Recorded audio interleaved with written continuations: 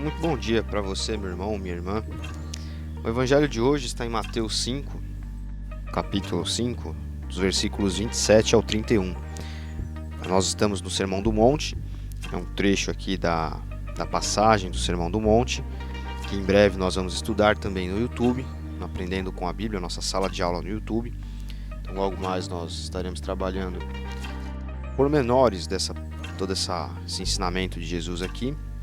Também teremos um plano de leitura no nosso aplicativo específico sobre essa parte aqui do Evangelho que é retratada em Mateus.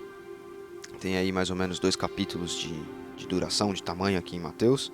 Nós vamos começar nosso plano de leitura a partir do Sermão do Monte. E nesse trecho, nessa perícope aqui chamada O Adultério, perícope é esse trechinho, essas divisões que há nos textos aqui, dentro dos capítulos, que no Sermão do Monte acontece bastante. Jesus fala sobre o adultério, mas ele, na verdade, ele aprofunda a questão do pecado, eu julgo que isso aqui é um tapa na cara dos moralistas, porque, inclusive dos de hoje, não só nos da época, mas dos de hoje, que ficam prestando atenção em pecados visíveis, que as pessoas fazem, que eles julgam como errado, ou, enfim, ficam prestando atenção, Ninguém vai dizer que pecar é certo, é claro, mas o que é errado é você ficar anotando e anotando os pecados alheios dos seus irmãos, das pessoas que estão ao seu redor, Cada um deve dar conta de si a Deus, não do próximo, Não de ficar apontando para o próximo que ele pode, que ele não pode fazer na igreja, por conta de tal ou qual pecado, etc. Mas é um tapa na cara porque Jesus aprofunda, Ele fala sobre o adultério, ele diz assim: vocês ouviram o que foi dito, não cometam adultério, que é de fato uma coisa errada, Adulterar é a quebra de aliança no matrimônio, isso é extremamente grave.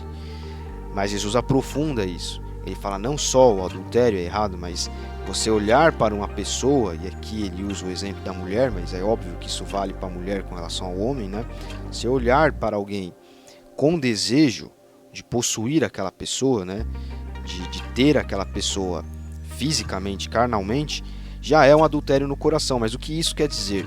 Isso quer dizer o seguinte: os pecados, eles são duas coisas, Eles são gestados primeiramente no coração das pessoas.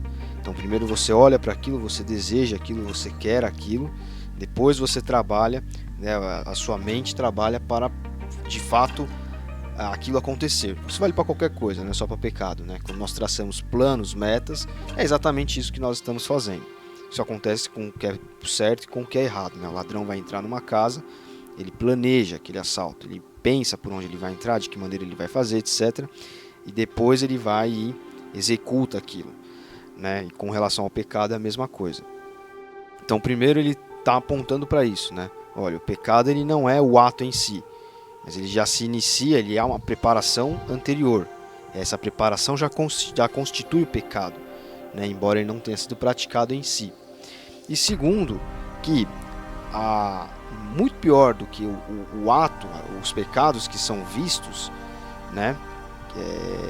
que dizem respeito, como é dito aí, como é conhecido, os pecados da carne, carnais, são os pecados interiores, São os pecados que não se manifestam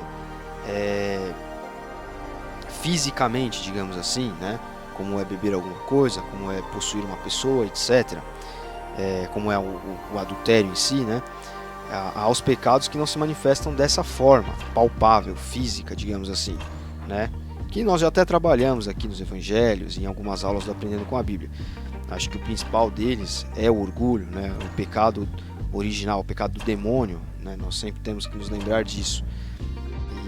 E é o que mais abarca as pessoas aí. O orgulho, ele é a raiz de muitos outros erros, muitos outros pecados aí, cometidos pelas pessoas, e inclusive por aquelas pessoas que gostam, que são cristãos e gostam de olhar para os outros, falar: esse fala palavrão, esse aqui não sei o que, esse aqui adulterou, aquele não pode fazer tal coisa porque a igreja é santa e ele não está sendo santo por isso ou aquilo. Enfim, uma série de coisas que a experiência, a vivência nas igrejas mostram para as pessoas, A raiz de tudo isso está no orgulho. Então, vocês ouviram o que foi dito a respeito do adultério. Não cometa adultério. Isso está escrito aqui na Bíblia e o Jesus repete isso. Isso é uma verdade em si. Não cometa adultério. Adultério é um pecado. Porém, muito pior do que o adultério é a raiz, né, do adultério que se manifesta, que já é em si pecado, obviamente, é a raiz disso. É o que nós carregamos dentro de nós. Por isso que nós somos pecadores desde a concepção. Né? Por isso que nós não conseguimos nada pelos nossos méritos. Tal pessoa veio para a igreja por causa do meu bom testemunho. Fulano é uma bênção, porque olha só como ele tem uma vida toda certinha. Não, se nós fazemos isso, nós estamos apagando o mérito, nós estamos colocando o nosso mérito no lugar que não lhe é devido, né? No lugar do Espírito Santo, no lugar da obra redentora de Jesus. Então não é o meu bom testemunho que traz as pessoas para a igreja. O que traz as pessoas para a igreja é o desejo de conhecer a Bíblia, de mudar de vida que nós estamos dizendo aqui, né? Eu preciso deixar de ser orgulhoso, ciumento, arrogante, nervoso, enfim. E ao incômodo que o Espírito, principalmente, o incômodo que o Espírito Santo coloca ali naquela alma. É como um anzol que fisga aquela alma e puxa ela através daquele molinete da vara de pescar que vai rodando, traz essa pessoa para próximo dos seus irmãos na igreja, que aí passam a ser seus irmãos, né? Então não é o meu mérito, do meu bom testemunho, que vai fazer com que o evangelho seja exaltado ou não. As pessoas usam isso como desculpa para não ser confrontadas pelo evangelho. Então fala, não, crente, por exemplo, né? Crente é tudo ladrão. Tais sacerdotes são todos os pedófilos, outros são todos ladrões, não sei o quê. Na verdade, isso são desculpas. Existem as pessoas que não colaboram com a obra, existem. E isso existe em qualquer lugar. Não é mérito nem demérito da igreja ter pessoas que denigrem a imagem da igreja dentro de si. Isso em qualquer instituição, qualquer corporação onde existam humanos trabalhando e se movimentando, isso vai acontecer. Mas as pessoas olham e apontam, usando isso como um escudo para não se aproximarem. Como um escudo para que a verdade do evangelho, que não é o testemunho que as pessoas dão, mas sim a obra de Jesus, e sim você se confrontar consigo mesmo e com os seus, você olhar para dentro de si e falar, poxa vida, eu não adultero, mas eu tenho isso aqui dentro de mim. Eu olho para as pessoas, eu tenho desejo por elas. Eu sou casado, eu sou noivo, eu sou namorado. Sou casada, sou noiva, sou namorada.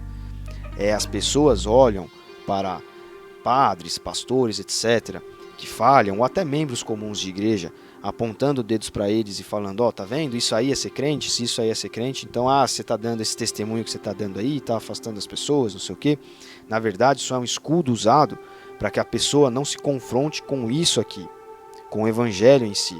O evangelho não faz com que eu olhe para o outro e avalie o bom testemunho ou não dele. O evangelho faz com que eu olhe para mim mesmo. E é disso que as pessoas fogem. Olhe para mim mesmo e com a minha sinceridade, que só eu conheço, e Deus, que é o observador onisciente, que é o que conhece todas as coisas, e eu olhe para mim e eu diga, poxa, eu não traio minha esposa, não traio meu marido, mas olha só o que eu faço.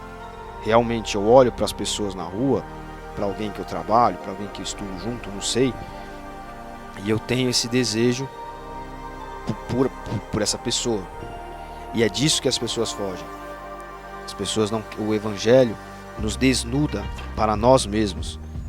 Deus faz com que nós enxerguemos quem nós somos de fato. E é quando nós enxergamos isso que nós falamos, eu não consigo vencer isso por mim mesmo. Deus me ajuda.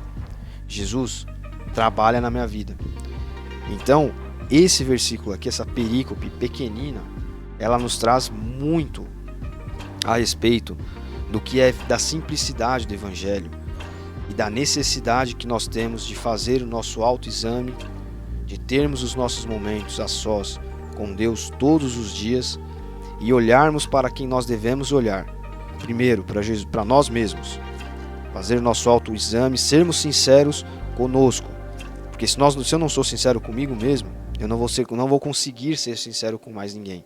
Se eu não me olho e não vejo quem de fato eu sou, e não peço a Deus que Ele me ajude, me ilumine para que eu veja de fato quem eu sou, Eu não serei autêntico de nenhuma outra forma. É impossível que isso aconteça. E no segundo momento, né, junto com isso, o Evangelho faz com que eu olhe para Jesus e fale: eu não consigo sem o Senhor. Obrigado porque o Senhor morreu na cruz e agora eu posso entender como eu realmente sou e eu não estou condenado. Mesmo não merecendo nada, eu tenho tudo. Eu tenho perdão, eu tenho a vida eterna, eu tenho quem me ajude a melhorar. Eu tenho alguém em quem eu posso me espelhar. Então, que nós possamos viver a cada dia dessa forma. Não olhando tanto para os outros, mas olhando sim para nós mesmos. E que nós possamos descobrir a raiz dos pecados que nós temos ainda dentro de nós. Nós não vamos eliminar, nós não seremos perfeitos. Não há maneira disso acontecer aqui nessa terra.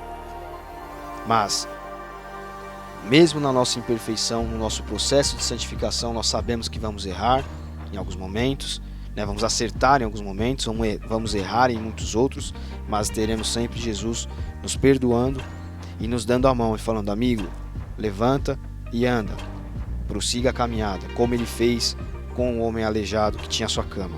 Amigo, levanta e anda. É isso que ele faz conosco. Então, coragem.